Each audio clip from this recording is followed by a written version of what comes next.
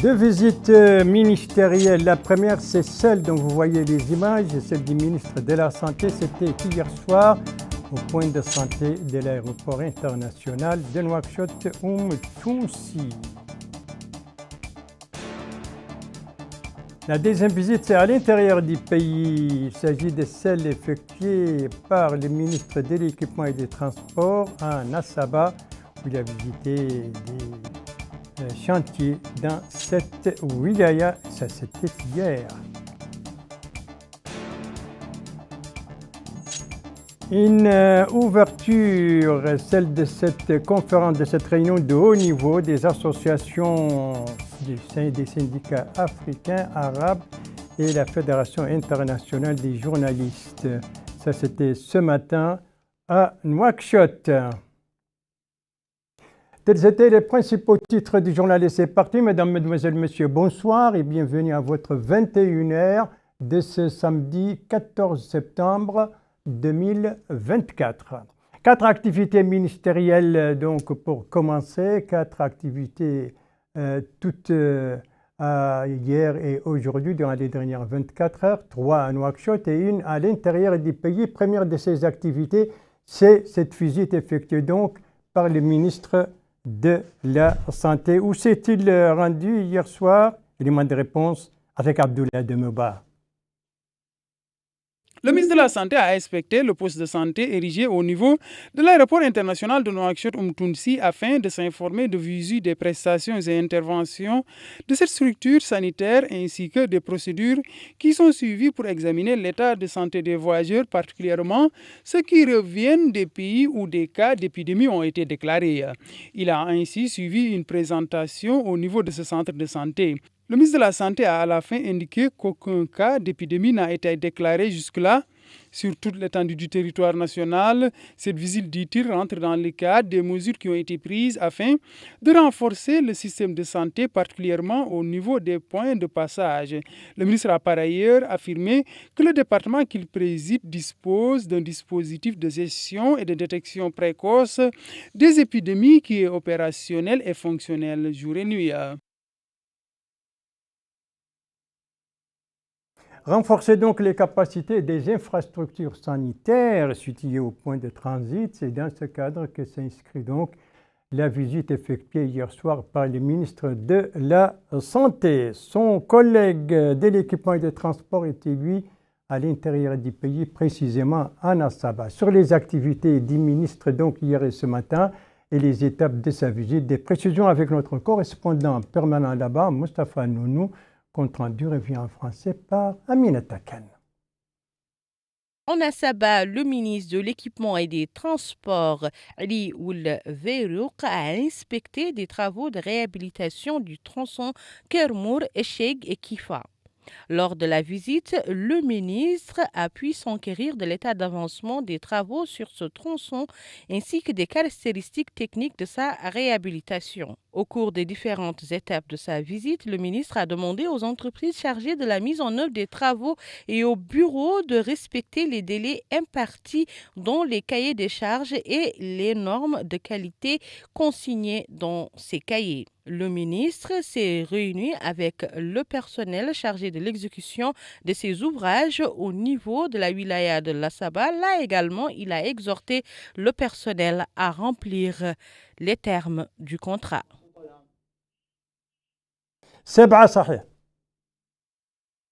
Donc pour les renforcer donc la visite du ministre de l'Équipement et des Transports qui était à Nassaba pour une visite d'inspection ce matin à l'aéroport de Kifa. Hier, il a visité le tronçon Chigueig, Kamour, Chigueig et Kifa. Son collègue de la culture, des arts, de la communication et des relations avec le Parlement, lui a présidé une cérémonie, c'était ce matin à Nouakchott, précisément dans l'Académie diplomatique. Il s'agit de l'ouverture de la conférence internationale de haut niveau des syndicats africains, arabes et de la Fédération internationale des journalistes. Précision sur cet événement avec Abdoulaye Demeba.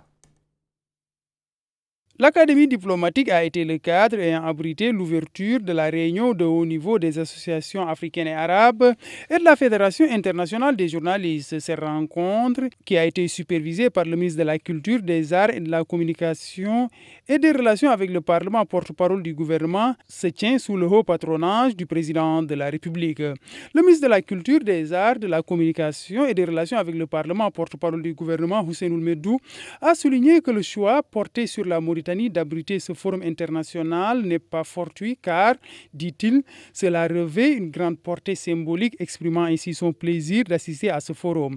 Il a en outre indiqué que la Mauritanie occupe la première place parmi les pays arabes et africains et la 33e au niveau mondial dans le domaine de la liberté de la presse. Il a ensuite souligné que le pays dispose de syndicats efficaces qui ont eu à réaliser des acquis sans précédent au niveau arabe et africain. Pour sa part, le président de l'association des journalistes mauritaniens, Moussa Oulbouli, a exprimé toute sa satisfaction d'accueillir ce forum international. Il a ensuite salué les efforts de tous les acteurs dans ce domaine. Le président de la Fédération africaine des journalistes, Ousmane Farouk, et le secrétaire général de la Fédération internationale des journalistes, Anthony Bellanger, ont tour à tour souligné qu'ils travaillent pour assurer de meilleures conditions de travail aux journalistes. Ils ont aussi loué le rôle joué par la Mauritanie dans la protection des journalistes. Les participants à ce forum se sont exprimés. Cette réunion du comité directeur est essentielle pour nos confrères et nos consoeurs africains, car cette réunion va tracer la ligne et les pistes de travail qui seront réalisées dans les prochains mois pour notre organisation régionale.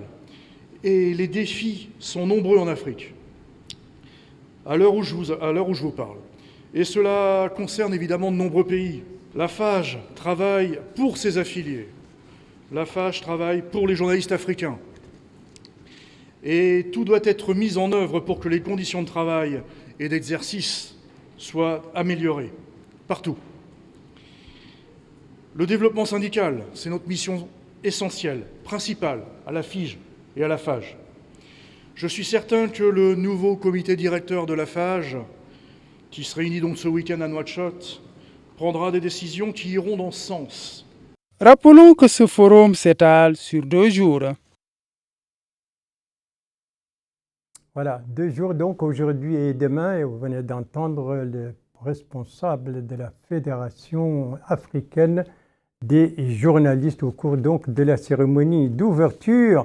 Alors sur l'importance de cette rencontre et le fait qu'elle se tient à Nouakchott, eh bien, plusieurs de nos confrères se sont prononcés comme dont des propos ont été accueillis par notre reporter. Je vous propose d'en suivre quelques témoignages.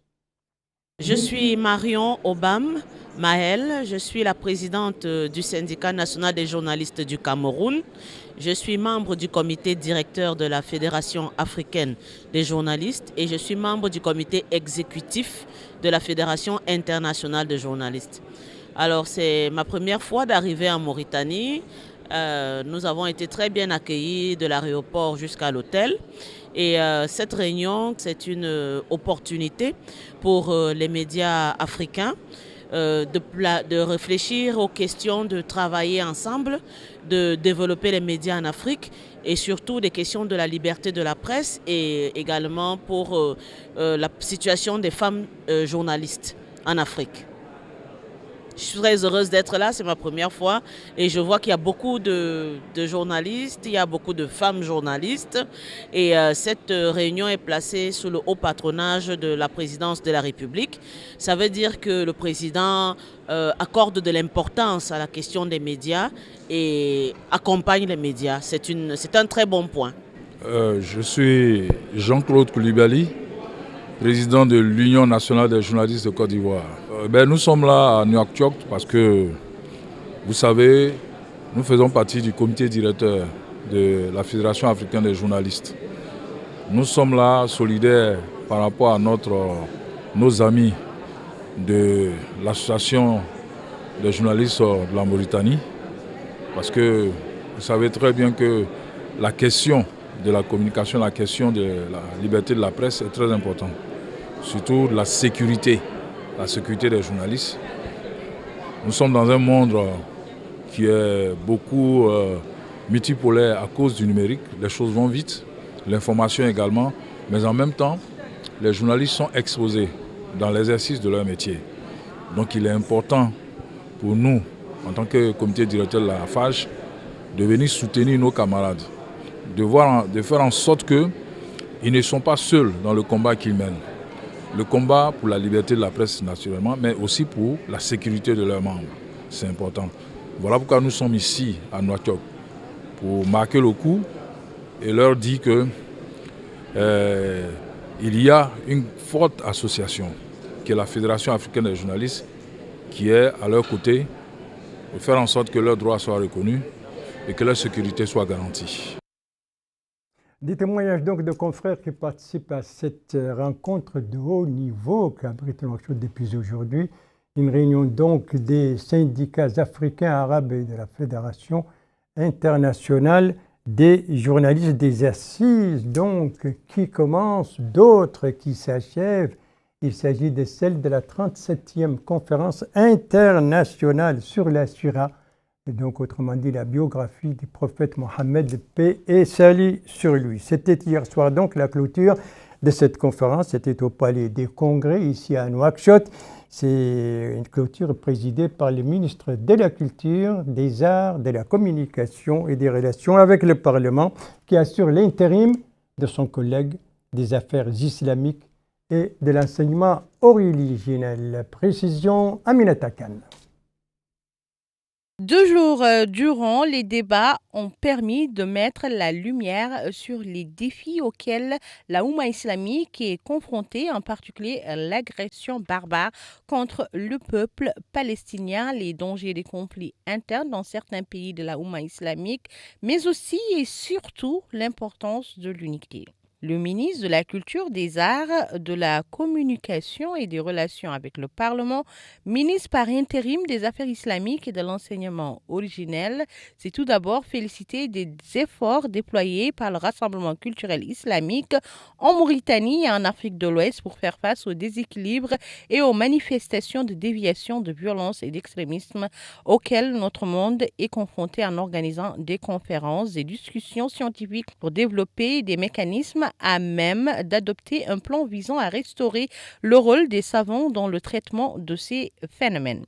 Il a indiqué que la supervision par le président de la République de l'ouverture de la conférence confirme la concordance des objectifs de la conférence avec sa vision qui vise à consolider les valeurs de fraternité et de dialogue entre les parties afin de répondre la justice sociale. Le communiqué final a été une occasion pour les participants d'exprimer leur remerciement au président de la République, Mohamed Ould Cheikh Al-Ghazouani, mais aussi d'émettre des recommandations appelant les savants, les prédicateurs et les cheikhs à assumer leurs responsabilités pour remplir le rôle qui leur est dévolu en utilisant leur pouvoir de persuasion pour désamorcer les conflits et mettre un terme aux rivalités et aux effusions de sang au sein de la Oumma islamique.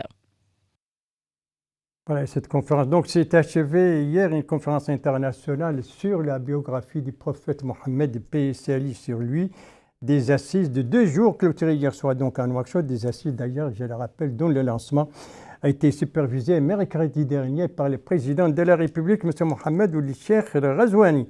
Merci de suivre les JTF de Mauritanie, la suite du journal qui va nous conduire à Nassaba, au Trarza, à Nouakchott, bien entendu, au Hod El Gharbi. Ici, nous sommes à Nassaba, précisément, à Al-Ghabra, dans la Muqata'a de Barkayol, avec le Wali de la Saba qui tient une réunion avec une délégation de coordinateurs de Ta'azour. Et c'était donc l'occasion pour lui de saluer la réponse rapide de Ta'azour à la requête relative au retard de l'achèvement de certaines écoles et un examen complet d'autres projets.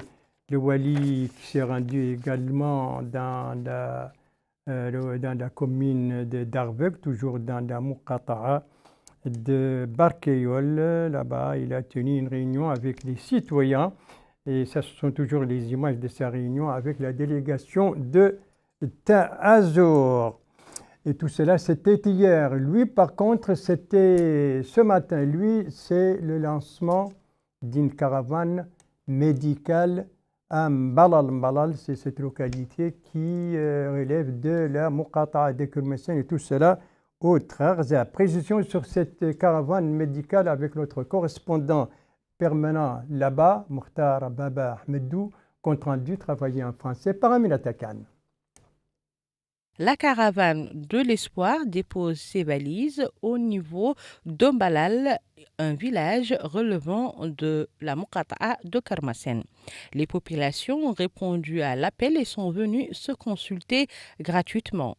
Et c'est le Hakem Moussaed de Kermessin qui est venu s'enquérir du bon déroulement de cette caravane. À notre micro, il a indiqué que cette action est louable. Il a exhorté cependant les organisateurs à décentraliser cette campagne pour en faire profiter d'autres localités de la Muqata'a de Kermessin.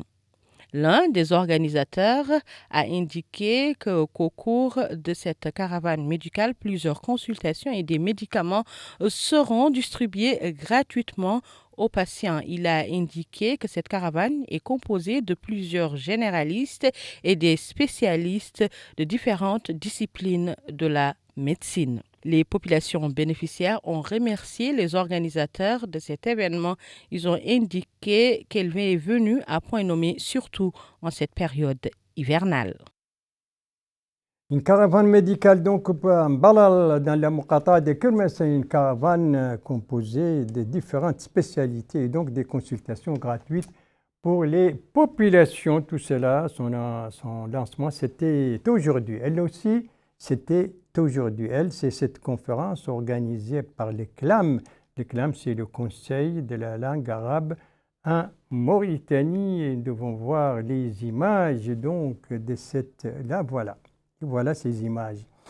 Eh bien, le thème de cette conférence, c'est la langue arabe et l'architecture. Un thème dont l'importance a été soulignée par le président du Conseil. Quant au conférencier, bien, il a expliqué que la langue a une valeur intrinsèque qui construit les nations et protège leur être.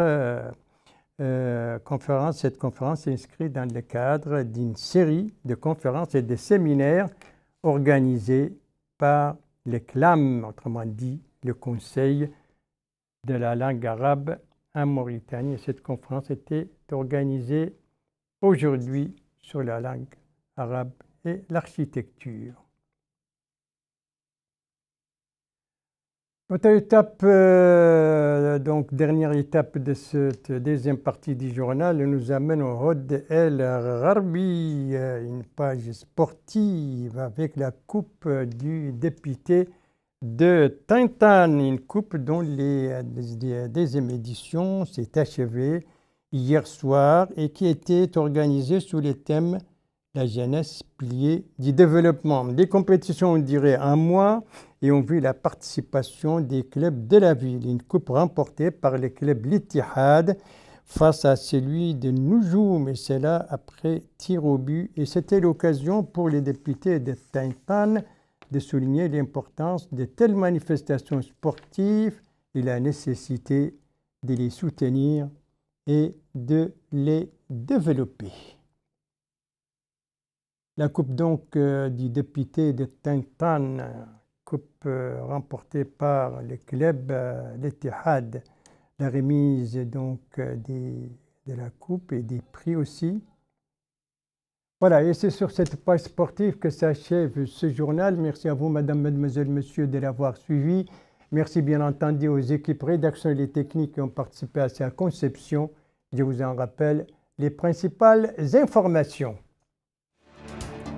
Ici, nous sommes à l'aéroport international de Nouakchott-Oumtounsy avec la visite hier soir du ministre de la Santé au point de santé de cet aéroport, visite qui entre dans le cadre donc du renforcement des infrastructures sanitaires au point de transit. Ici, nous sommes à Nassaba en compagnie du ministre de l'Équipement et des Transports qui a visité plusieurs chantiers relevant de son département dans cette wilaya. Ça, c'était hier et ce matin. Ici, nous sommes à l'Académie diplomatique qui abrite depuis aujourd'hui cette conférence, cette réunion de haut niveau des syndicats africains, arabes et la Fédération internationale des journalistes, une des assises ouvertes par le ministre de la Culture, des Arts, de la Communication et des Relations avec le Parlement. Et je vous signale et je vous le rappelle qu'après ce journal, précisément à 22h, vous pourrez suivre un liqa khas, un programme spécial donc de Mauritania sur les télécommunications et l'autorité de régulation, un débat qui sera dirigé par mon frère Saadna Haballah. Quant à moi, eh bien, il ne me reste plus qu'à vous souhaiter une très bonne fin de soirée, une très bonne fin de semaine et à vous donner rendez-vous, Inch'Allah, vendredi prochain à la même heure, 21h30. Bonsoir.